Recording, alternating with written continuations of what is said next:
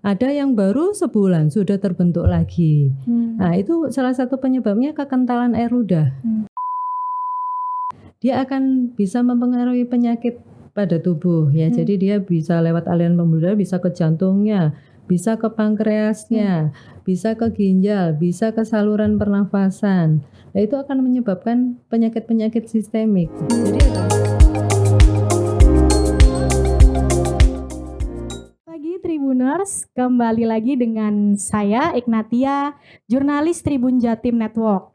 Pagi ini kita akan kembali ngopi bareng. Nah, ngopi bareng ini ngopi bareng yang asik. Ngopi asik atau kita biasa sebut dengan ngobrol pagi asik. Nah, pagi hari ini kita bakal ngobrol soal kesehatan kembali dan saya tentu saja akan membicarakan informasi kesehatan ini dengan Rumah Sakit Premier Surabaya.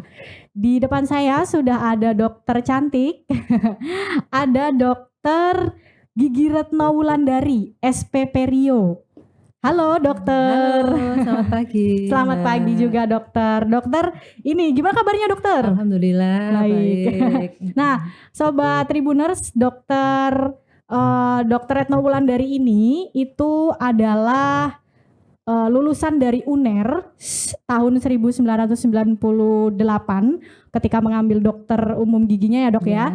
Kemudian spesialisnya di periodontia. Nah, saya suka salah dok, mohon maaf ya dok ya.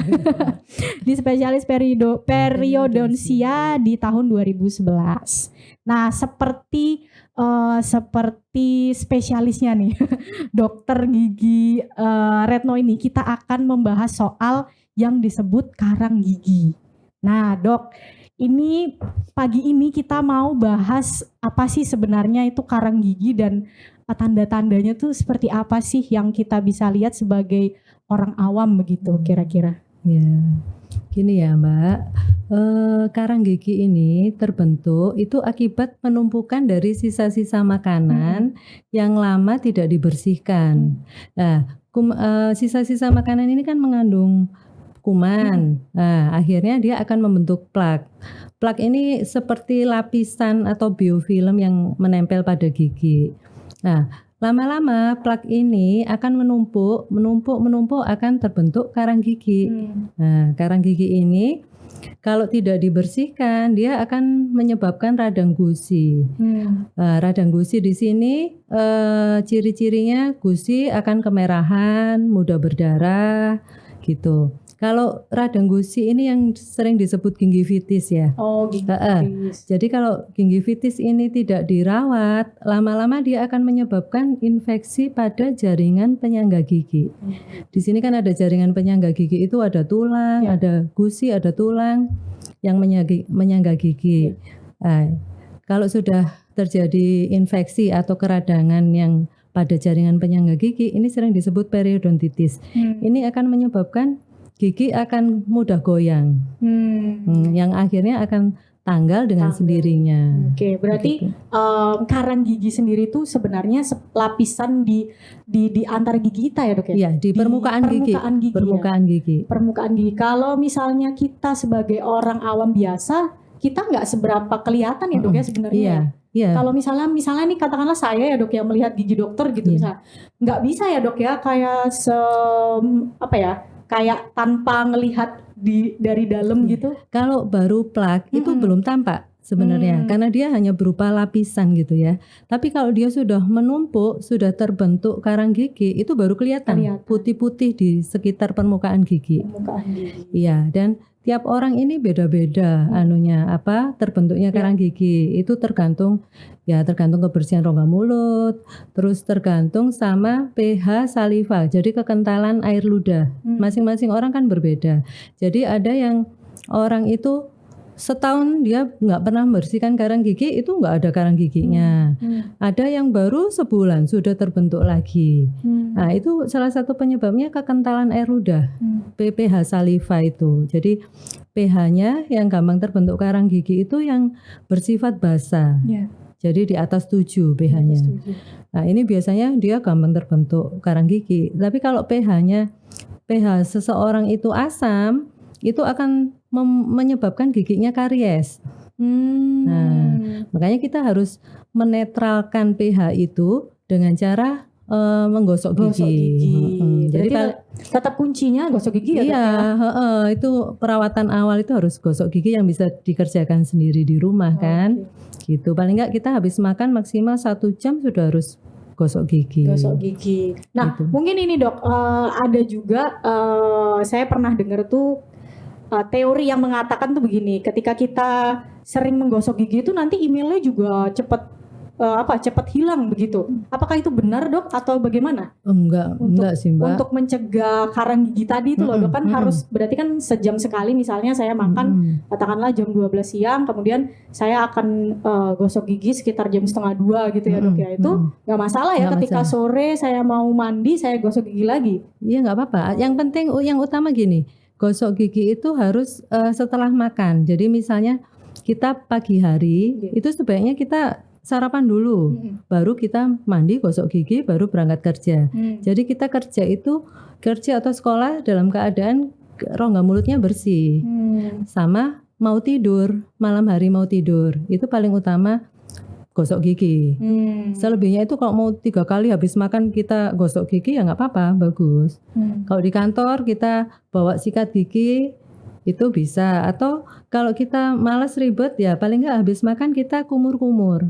Dikumurin supaya sisa-sisa makanan itu nggak banyak nempel di rongga mulut di gigi. Itu kalau untuk kumur-kumur dok, hanya dengan air saja itu sudah bisa terbantu, ataukah mesti memakai cairan-cairan yang dijual di supermarket dok? Kalau di kantor paling nggak sehari itu penggunaan bisa dibantu dengan penggunaan obat kumur paling nggak malam hari. Jadi setelah kita gosok gigi bersih, kita kasih obat kumur. Cukup sekali itu aja sehari. Nggak perlu pagi pakai obat kumur, siang lagi nggak perlu. Oke, baik. Nah, ini karena begini Dokter Retno. Jadi mungkin Sobat Tribuners yang di rumah juga ini sekarang yang lagi pada nonton kita itu juga kan nggak banyak tahu seperti apa sih karang gigi itu. Kalau misalnya saya merasa kayaknya saya gini-giniin mulut nggak ada kenapa-napa gitu kan, berarti artinya saya nggak usah ke dokter gigi. Sebaiknya tidak seperti itu ya dok ya? Tidak. Nah itu apa dok yang harus kita concern ketika kayaknya aku harus periksa nih gitu, apa tanda-tandanya dok di dalam gigi kita? Biasanya kan kita nggak bisa merasakan ya, makanya dianjurkan untuk periksa ke dokter gigi 6 bulan sekali. Berkala ya dok? Iya berkala, karena karang gigi itu juga jadi dengan pemeriksaan berkala itu kita tahu ada gigi yang lobang, karang giginya harus dibersihkan. Kita jadi bisa mendeteksi lebih awal gitu. Oke, baik. Nah ini dok, kalau misalnya tadi misalkan seperti saya ya dok, katakanlah seperti saya, orang pekerja kantoran begitulah ya. Terus saya ini kayaknya nggak ada waktu gitu kan, sehingga membuat saya tuh nanti aja lah aku untuk periksa ke dokter gigi dan segala macam gitu dok. Dampaknya ada dok yang paling parah nih apa sih kalau misalnya kita tuh mengabaikan gitulah katakanlah. Ya itu tadi terjadi radang gusi, terus terjadi gigi goyang. Nggak, kalau sudah gigi goyang itu perawatannya akan lebih kompleks. Jadi kita harus membersihkan karang gigi, harus displanting, gigi-gigi yang goyang itu displanting, diikat ke gigi-gigi yang tidak goyang. Setelah itu tidak berhenti displanting aja, itu harus dilakukan perawatan operasi penambahan bubuk tulang supaya giginya kuat lagi. Displanting itu artinya seperti dikawat gitu dok? Iya, tapi bukan dikawat ya. Jadi kawatnya beda. Kawat behel gigi untuk meratakan gigi sama kawat splinting untuk perio itu beda. Jadi ya nanti perawatannya akan lebih ribet lagi, lebih panjang gitu. Nah berarti itu ya, itu sobat. Harus bersihin karang gigi, dan biasanya karang gigi yang sudah menebal itu kan nggak bisa dibersihkan dengan sikat gigi biasa ya. Jadi harus dengan bantuan dokter gigi. Ya ada alatnya khusus, ultrasonic scaler gitu. Jadi nggak sakit. Jadi karang giginya nanti rontok dengan alat itu. Tapi daripada menumpuk ya, lebih baik kita berkala begitu ya. Berkala 6 bulan sekali. Baik. Nah itu tadi tadi memang kita bicara membersihkan gigi di ketika kita mendatangi dokter gigi ya dok ya. Tapi katakanlah misalnya seperti ini, ada beberapa teman-teman yang mungkin percaya aku bersihin sendirilah. Itu ada nggak sih opsi itu dok? Bisa nggak sih kita tuh bersihin gigi sendiri tanpa bantuan seorang dokter gitu? Banyak ya di pasaran itu ada alat untuk bersihin karang gigi sendiri, tapi itu enggak optimal. Iya, jadi tetap harus ke dokter gigi. Karena ini juga ya dok ya, profesional ya dok ya, jadi tidak sampai alatnya kan beda, dia pakai seperti yang wireless itu ya, yang seperti sikat apa itu, itu menjanjikannya gitu sih bisa, tapi ternyata nggak bisa maksimal, nggak bisa optimal. Iya. Gitu. Dan kita juga tidak tahu gitu ya dok ya, dampaknya mungkin kalau misalnya salah sedikit kan, kalau tidak salah di dalam gigi kan ada saraf ya dok ya. Saraf-saraf yang mungkin itu tidak bisa bisa melukai gusi kalau kalau di karang gigi ya kan bisa tambah radang nanti ya. Gitu.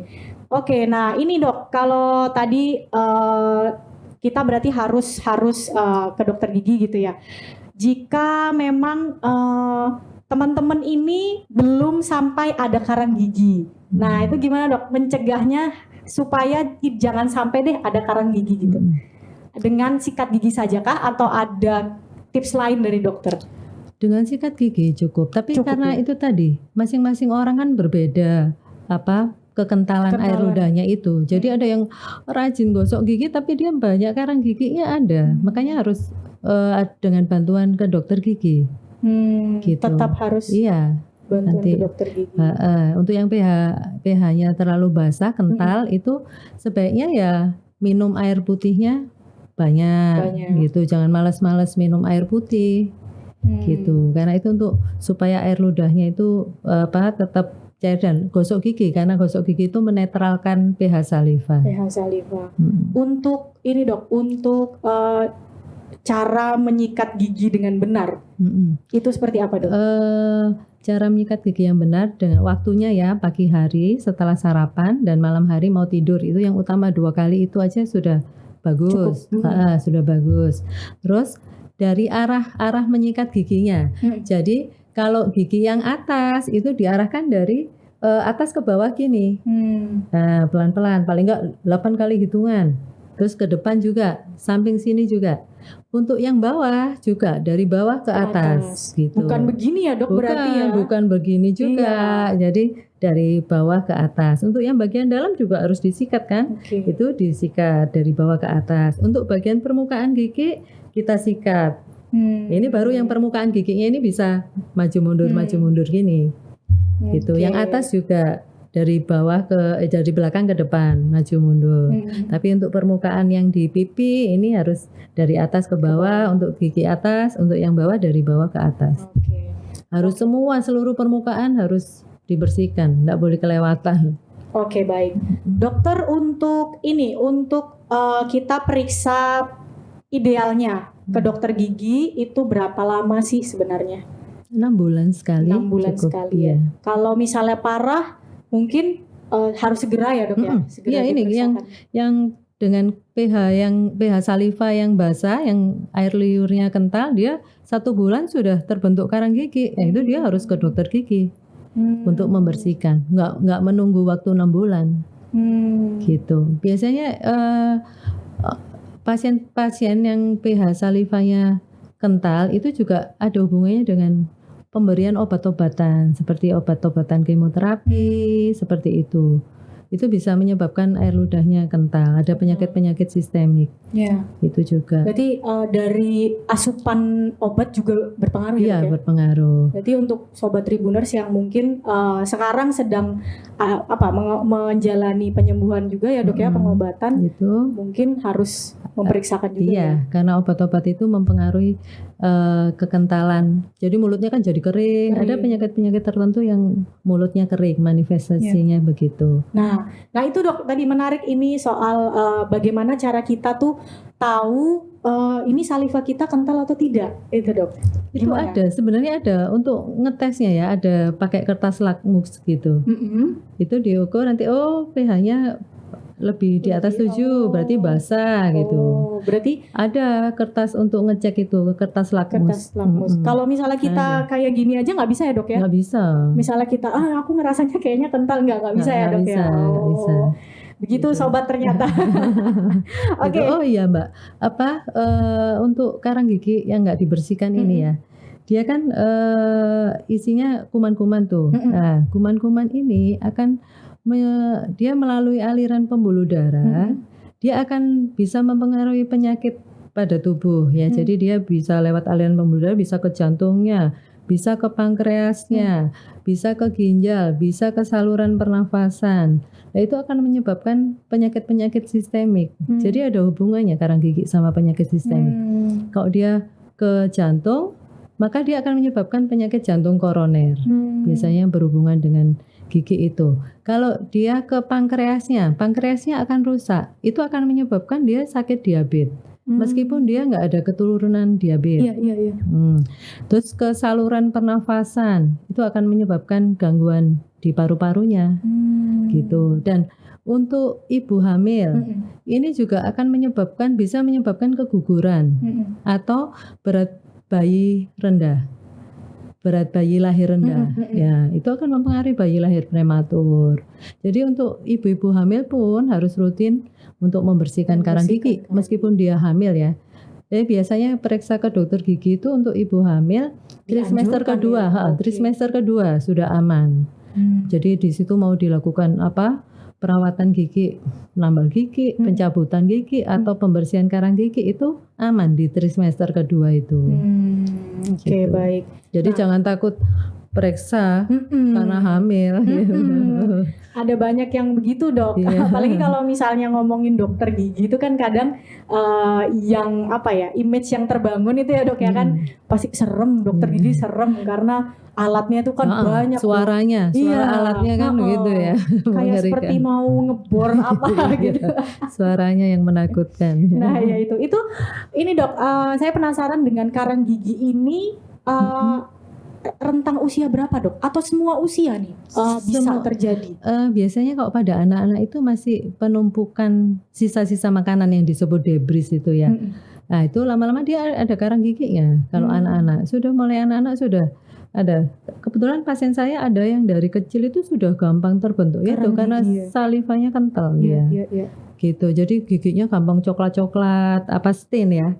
Stain. Jadi padahal itu dengan makanan dan minuman yang berwarna, seperti dia suka minum susu coklat, kayak makanan yang warna-warna gitu, soto, rawon, itu bisa mempengaruhi. Itu hitam-hitam namanya stain. Itu dia gampang sekali terbentuk. Padahal adiknya enggak. Jadi itu ada keturunan juga. Genetik ya dok ya? Genetik, ya, menurun dari salah satu orang tuanya. Gitu ada, dari anak-anak sudah ada ya iya. dok ya? Artinya akan lebih parah ketika itu dari kecil sebenarnya sudah ada karang gigi, kemudian pas dewasa tidak diapa-apain ya dok ya? Iya, dibiarkan. Ya bisa-bisa giginya tanggal dengan sendirinya. Iya.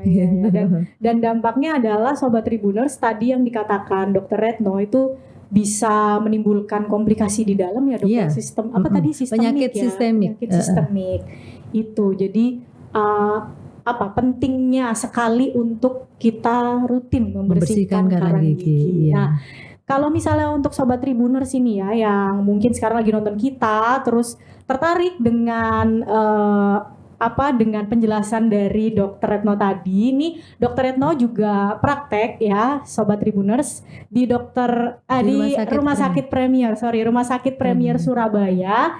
Di jadwal praktek Senin, Rabu dan Minggu ya dok ya? Senin, Rabu dan dokter bisa cerita ini jamnya berapa aja? Untuk hari Senin saya prakteknya jam 6 sampai jam 9 malam. Iya. Untuk hari Rabu jam 2 siang sampai jam 5 sore. Dan untuk hari Minggu saya juga praktek jam 9 sampai jam 12 siang. Nah, itu kalau untuk anak-anak sekolah atau yang kerja itu kalau lebih memungkinkan hari Minggu kan enak. Iya betul. Jadi lebih bebas dengan Iya, bebas. bisa hari ngobrol Minggu. dengan Dokter Iya. Retno. Jadi saya ulangin tadi jadwal prakteknya Sobat Tribuners, di hari Senin, Rabu dan Minggu. Kalau Senin itu jamnya jam 18 sampai 21, di hari Rabu itu jam 14 sampai 17, dan hari Minggu untuk nih yang pada masih beraktivitas ya ketika weekdays gitu, di weekend ini Dokter Retno akan praktek di jam 9 sampai jam 12 siang. Iya. Oke, baik. Dokter, ketika misalnya kita tidak sama sekali tidak tidak sadar nih kalau misalnya kita tuh ternyata punya karang gigi gitu, tapi udah terlanjur parah banget gitu ya Dok ya. Penanganan pertama sebelum ke dokter gigi ada nggak sih? Apa langsung memang harus kita ke dokter gigi aja ya? Iya, kalau sudah menumpuk, apalagi sudah ada keluhan gusinya mudah berdarah itu ya Dok. tanpa gosok gigi ya. Tanpa gosok gigi dia diam-diam gini berdarah gusinya. Itu sudah terjadi keradangan di jaringan penyangga giginya. Nah, itu sudah tahap lanjut, harus ke dokter gigi. Oke. Gitu. Ketika gini Dok, ada orang-orang yang dia sadar dia punya tadi salivanya kental, ya. Berarti kan tadi terbentuk karang giginya lebih rentan ya Dok ya. Nah itu ada nggak sih pencegahan makanan-makanan tertentu yang bisa mengurangi lah karang gigi? Makanan tertentu nggak ada ya, banyak makan sayur, buah, serat ya Dok ya, iya. sayur. Banyak makan sayur, buah, minum air putih yang banyak. Ketika misalnya ini kan gini Dok ya, soalnya ada beberapa orang yang dia juga punya gangguan lambung ya Dok ya. Misalnya seperti itu, ada gangguan lambung, dia susah kesulitan makan buah dan sayur gitu, tapi dia juga punya karang gigi. Seperti apa Dok? Biasanya ada hubungannya itu memang. Gitu. Penyakit gastritis sama karang gigi itu ada hubungannya. Nah, kan dia juga menyebabkan bau mulut, gastritis itu. Ya kan dia harus makan buah dan sayur yang tidak merangsang asam lambung. Betul. Gitu. Jadi misalnya kayak jeruk kan merangsang asam lambung. Ya makan yang buah pepaya apa gitu yang semangka begitu ya Dok ya. Oke, ini soalnya salah satu ini informasi juga buat saya Dok. Iya, sayuran juga gitu. Jangan yang kayak kubis, itu kan itu merangsang asam lambung. Iya. Kebetulan saya ada asam lambung Dok. Saya ada asam lambung. Kebingungan kalau misalnya ada karang gigi juga, tapi ada asam lambung juga, seperti apa gitu kan supaya tidak. Ya, makan buah dan sayur yang tidak meningkatkan asam lambung. Tapi berarti buah dan sayur apapun itu sangat membantu ya Dok ya? Iya, sangat membantu. Sama minum air putih yang banyak. Itu teman-teman yang paling paling penting. Iya. Yang paling penting. Oke, baik Dokter Retno. Jadi kalau misalnya boleh saya simpulkan dokter ya. Mohon izin saya simpulkan ini. Jadi Sobat Tribuners, untuk karang gigi itu memang terbentuk dari sisa-sisa makanan ya. Ketika kita tidak menggosok gigi, minimal sejam setelah makan itu akan menumpuk, dan tidak ada rentang usia sebenarnya ya Dok ya. Tidak ada rentang usia, dan ini semua bisa terjadi di usia manapun. Nah, untuk Sobat Tribuners yang memang sudah sadar kalau sudah punya karang gigi, ini bisa langsung periksa di Rumah Sakit Premier bersama Dokter Retno. Oh iya, untuk Sobat Tribuners nih, mumpung ada promo 17-an. Promo Agustusan. Wah, asik nih. Di Rumah Sakit Premier itu ada paket untuk membersihkan karang gigi. Ada promo. Berlangsung berakhirnya sampai akhir Oktober. Jadi monggo Sobat Tribuners untuk datang ke Premier untuk membersihkan karang gigi. Mumpung ada promo diskon. Oke, ini tawaran yang menarik ini. Untuk nanti langsung ketemu dengan Dokter Retno, dapat promo lagi. Apalagi coba yang ditunggu. Oke, baik. Nah dokter, pesan dokter nih untuk terakhir nih, saya mau kepo pesan dokter. Kira-kira untuk teman-teman atau Sobat Tribuners di rumah yang mungkin sekarang dalam masa pencegahan, atau mungkin ada yang udah punya karang gigi tapi kebingungan gitu, apa yang harus saya mulai gitu, apa pesannya Dok? Silakan. Kalau untuk pencegahan ya itu tadi ya, Sobat harus rajin membersihkan gigi, gosok gigi, rajin menggosok gigi, rajin minum air putih, ya mengurangi rokok nggak boleh, Terus jangan minum minuman beralkohol itu untuk menjaga supaya giginya sehat, jaringan penyangga giginya sehat. Dan juga kalau sudah terbentuk karang gigi ya harus segera datang ke dokter gigi untuk membersihkan karang gigi itu supaya tidak berlanjut sampai terjadi ke gigi goyang dan giginya menjadi tanggal sendiri. Gitu. Nanti kan sayang kalau Betul, karena jadi ompong masih mulai dari ompong. Soalnya pakai gigi palsu itu juga nggak enak kan. Dan anu juga Dok, di muka tuh tidak estetik. Iya. Oke, baik. Itu tadi sahabat Tribuners ya. Jadi pencegahan untuk karang gigi sendiri itu sangat mudah. Kita hanya butuh untuk sikat gigi dan jangan lupa untuk minum air putih yang banyak, makan sayur dan buah. Dan kontrol rutin ke dokter gigi 6 bulan sekali. 6 bulan sekali. Oke, baik. Ya, itu dia tadi obrolan kita soal karang gigi dengan Dr. Retno. Mudah-mudahan ini sobat Tribuners yang di rumah juga yang lagi dengerin terbantu ya, apapun yang mungkin sekarang lagi dihadapi nih. Ada yang sakit gigi atau dan lain-lain, bisa langsung datang aja ke RS Premier untuk memeriksakan giginya. Nah, oke. Satu ucapan dari saya sih ya, kalau misalnya membahas soal gigi itu seperti yang seperti yang kemarin saya sempat mengobrol juga sama dokter dari RS Premier itu adalah lebih baik tidak sakit gigi dan sakit hati. Jadi dua-duanya harus tetap sehat. Iya. Ya dokter ya. Itu pentingnya kesehatan.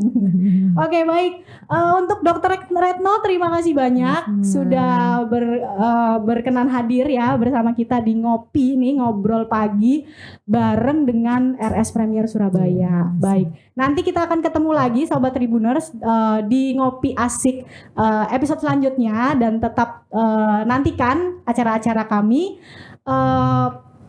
Saya Ignatia undur diri, dengan Dr. Retno juga undur diri. Kita bertemu lagi di lain kesempatan. Terima kasih, selamat pagi.